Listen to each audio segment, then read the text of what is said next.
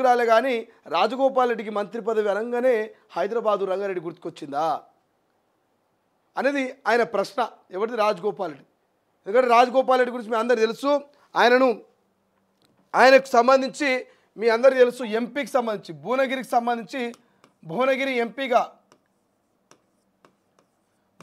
ఎంపీగా చామల కిరణ్ కుమార్ రెడ్డి చామలను కనుక గెలిపిస్తే మరి రాజగోపాల్ రెడ్డికి మినిస్ట్రీ పక్కా అన్నారు. రాజగోపాల్ రెడ్డికి మంత్రి పదవి పక్కా అనేటువంటి అష్యూరెన్స్ భరోసాని ఇచ్చారు. అయితే ఇక్కడ తెలంగాణ వ్యాప్తంగా ఉన్నటువంటి 17 పార్లమెంటు స్థానాలకు 17 ఎంపీ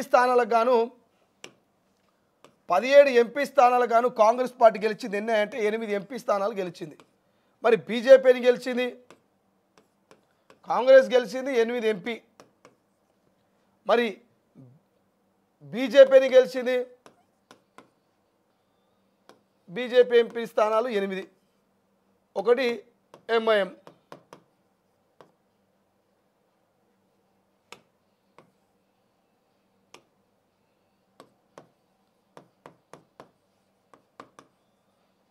మరి బీఆర్ఎస్ గుండు 0,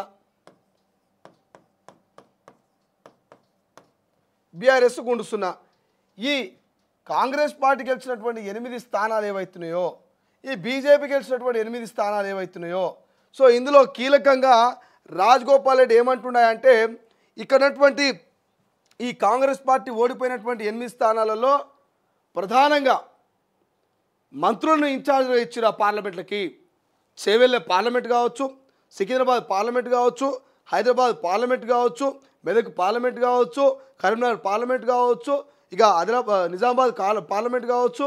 ఇట్లా చెప్పుకుంటూ పోతే ఎక్కడెక్కడైతే ఓటమి పాలైంది అక్కడ మొత్తం కూడా మంత్రులు ఇన్ఛార్జ్ ఉన్నారు.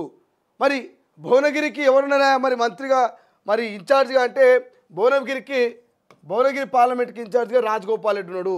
మరి రాజగోపాల్ రెడ్డి ఒక ఎమ్మెల్యే అయినటువంటి రాజగోపాల్ రెడ్డిని మరి ఇన్ఛార్జ్గా ఇచ్చిరంటే ఆ రోజే అర్థమైంది మరి ఒక ఎమ్మెల్యేకు ఒక పార్లమెంట్ ఇన్ఛార్జ్గా ఇచ్చిరంటే ఆ రోజే ఖచ్చితంగా రాజగోపాల్ రెడ్డికి ఆ సత్తా, ఆ దమ్ము, ఆ ధైర్యం ఉన్నది. ఎంపీగా గెలిపిస్తున్నటువంటి ఒక నమ్మకంతో ఇస్తే ఆ నమ్మకాన్ని నేను నిలబెట్టుకున్నా. అక్కడ నేను మంత్రిని కాకపోయినా సాధారణంగా ఒక ఎమ్మెల్యేని అయినప్పటికీ మరి అక్కడ ఉన్నటువంటి ఎంపీ అభ్యర్థి చామల కిరణ్ కుమార్ రెడ్డి నేను గెలిపించిన. సో మంత్రులు ఇంపార్టెంటా, ఇక్కడ ఉన్నటువంటి ఎమ్మెల్యే ఇంపార్టెంటా?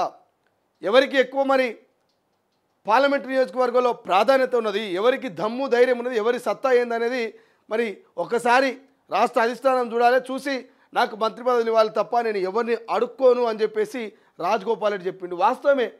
ఎందుకు వాస్తవం అంటున్నాం?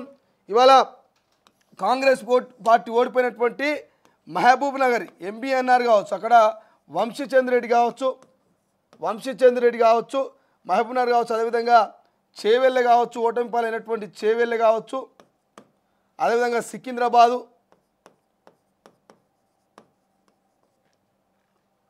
హైదరాబాదు, ఇక నిజామాబాదు, కరీంనగర్, మెదక్, ఇక ఇట్లా చెప్పుకుంటూ పోతే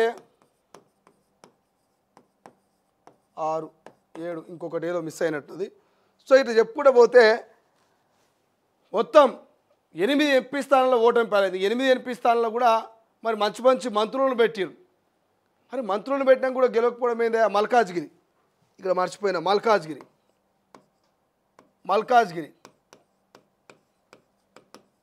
మల్కాజ్గిరి ఈటెల రాజేందర్ గెలిచిండు. ఇక మహబూబ్ నగర్ డికే అరుణ గెలిచింది, చేవెళ్ళ కొండా విశ్వేశ్వరరెడ్డి గెలిచిండు, సికింద్రాబాదు కిషన్ రెడ్డి గెలిచిండు, హైదరాబాదు నిజామాబాదు, కరీంనగర్ బండి సంజయ్ కావచ్చు, మెదక్ కావచ్చు రఘునందన్ రావు. ఇట్లా సో ఎవరికి వాళ్ళు ఇక బీజేపీకి సంబంధించి బీజేపీ తన వ్యూహాలతో తన ఎత్తుగడలతో జనాల్లోకి వెళ్ళేటువంటి ప్రయత్నం చేసింది. సో జనాల్లోకి వెళ్ళేటువంటి ప్రయత్నం చేస్తే ఇందులో భాగంగానే రాజగోపాల్ రెడ్డి ఏమంటుండు ఇక్కడ? సో రాజగోపాల్ రెడ్డి క్లియర్గా చెప్తా ఉన్నాడు. సో ఇన్ని పార్లమెంటు నియోజకవర్గాల్లో ఓటమి చూసినటువంటి కాంగ్రెస్ పార్టీ అక్కడ మంత్రులను ఇన్ఛార్జ్గా పెట్టి కూడా గెలవలేదు. కానీ ఒక ఎమ్మెల్యేకు మరి ఇన్ఛార్జ్ బాధ్యతలు ఇస్తే నేను భువనగిరిని గెలిపించుకొచ్చిన మరి నా సత్తా నా దమ్ము ధైర్యం పార్టీకి తెలియదా? జానారెడ్డి ఎందుకు అడ్డుపడుతున్నాడు? ఒక ధర్మరాజు లెక్క వ్యవహరించినటువంటి జానారెడ్డి ఒక ధృతరాష్ట్రుడు లెక్క నా మంత్రి పదవికి ఎందుకు అడ్డం వస్తున్నా అనేది ఆయన చేసినటువంటి కామెంట్. ఎవరు? రాజగోపాల్ రెడ్డి. మరి రాజగోపాల్ రెడ్డి కాంగ్రెస్ పార్టీ సీనియర్ నాయకుడి మీద ఈ రకమైనటువంటి కామెంట్ చేసింది కాబట్టి మరి క్రమశిక్షణ కమిటీ ఏం యాక్షన్ తీసుకుంటాడు రాజగోపాల్ రెడ్డి మీద? ముఖ్యమంత్రి రేవంత్ రెడ్డి ఏం యాక్షన్ తీసుకుంటాడు? పీసీసీ ఎట్లా స్పందిస్తారనే ఇప్పుడు ఒక క్వశ్చన్ మార్క్ మిగిలింది. గతంలో ఇట్లనే పార్టీ మీద పార్టీ పెద్దల మీద కొంతమంది నాయకులు కామెంట్ చేస్తే వాళ్ళని పార్టీల నుంచి తీసేసారు, వాళ్ళకి షోకాజ్ నోటీసులు ఇచ్చారు. మరి రాజగోపాల్ రెడ్డికి షోకాజ్ నోటీసులు ఏమైనా ఇస్తారా? రాజగోపాల్ రెడ్డిని మరి పార్టీ నుంచి ఏమైనా సస్పెండ్ చేస్తారా? క్రమశిక్షణ కమిటీ ఏమైనా ఆయన నుంచి వివరణ తీసుకుంటుందా? ఏం చేస్తుంది కాంగ్రెస్ పార్టీ అనేది ఇప్పుడు అందరిలో ఉన్నటువంటి క్వశ్చన్ మార్క్. ఎందుకంటే రాజగోపాల్ రెడ్డిది అలా కొత్త కాదు. గతంలో బీజేపీ పార్టీకి పోయినప్పుడు మునుగోడు ఉప ఎన్నికలు వచ్చినప్పుడు ఇదే రేవంత్ రెడ్డిని ఇక చెప్పలేనని మాటలు అన్నాడు. మాట్లాడలేని అంటే మనం మీడియా ముందు మాట్లాడలేని మాటలు, చెప్పలేనటువంటి అంశాలు గతంలో పీసీసీ అధ్యక్షుడిగా ఉన్నటువంటి రేవంత్ రెడ్డిని ఇదే రాజగోపాల్ రెడ్డి తిట్టి విమర్శలు చేసి నీ గురించి తెలియదా, నీ బ్లాక్మెయిల్ గురించి తెలియదా, నీ ఓటుకు నోటు కేసు తెలియదా అని చెప్పేసి ఇష్టారాజ్యంగా తిట్టినటువంటి రాజగోపాల్ రెడ్డి బీజేపీకి పోయాడు. బీజేపీ నుంచి మళ్ళీ కాంగ్రెస్కి వచ్చాడు, కాంగ్రెస్లో టికెట్ తెచ్చుకున్నాడు, మళ్ళీ ఎమ్మెల్యే అయ్యాడు, ఇప్పుడు రేపు మాపు మంత్రి అయినట్టున్నాడు. మరి ఇటువంటి రాజగోపాల్ రెడ్డి వ్యవహారాన్ని పార్టీ ఎట్లా క్యాలిక్యులేషన్ చేస్తుంది, ఏం చేస్తుంది, ఏం కథ అనేది మనం చూడాల్సినటువంటి అవసరం ఉంది. మనం పోల్ కూడా పెట్టినాం, పోల్ కూడా రాజగోపాల్ రెడ్డి మీద పెట్టినాం కదా. పోల్ ఒకసారి చూసే ప్రయత్నం చేస్తే రాజగోపాల్ రెడ్డి వ్యాఖ్యల మీద మరి తెలంగాణ ప్రజలేమనుకుంటున్నారు, మరి రాజగోపాల్ రెడ్డి చేసిన కామెంట్స్ సరైనయా కావనేది ఇక్కడ చూస్తే ఈ పోల్లో 803 మంది పార్టిసిపేట్ చేశారు. 803 దీంట్లో పార్టిసిపేట్ చేస్తే 68% 68% ఆఫ్ పీపుల్స్ ఏమంటున్నాయంటే ఇదంతా కూడా జానారెడ్డిపై రాజగోపాల్ రెడ్డి చేసిన విమర్శలు సరైనవా కావంటే సరైనవే అంటున్నారు. అంటే తెలంగాణలో ఉన్నటువంటి ప్రజల మద్దతు రాజగోపాల్ రెడ్డికే ఉన్నది.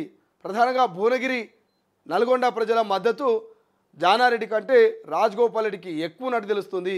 ఎందుకంటే మనం పెట్టినటువంటి పోల్ చూస్తే 800 మంది ఈ పోల్లో పార్టిసిపేట్ చేస్తే అందులో 68% మంది మరి జానారెడ్డి పైన రాజగోపాల్ రెడ్డి చేసిన విమర్శలు సరైనయా కావని మనం అడిగితే అందరూ సరైన వ్యాఖ్యలే అని చెప్పేసి మరి రాజగోపాల్ రెడ్డికి మద్దతుగా నిలబడ్డరు. మరి 32% మంది సరైన వ్యాఖ్యలు కాదంటారు. అది పక్కన పెడితే 68% మంది మాత్రం జానారెడ్డి మీద మరి రాజగోపాల్ రెడ్డి చేసిన వ్యాఖ్యలు సరైన వ్యాఖ్యలు అంటూ వాళ్ళు కామెంట్ చేస్తున్నటువంటి పరిస్థితి మనకు ప్రస్తుతం కనిపిస్తూ ఉంది. రైట్, ఒక్కసారి మనం చివరిలో మళ్ళీ చూద్దాం పోల్కి సంబంధించి. ఇక ఇతర వార్తలు కనుక చూస్తే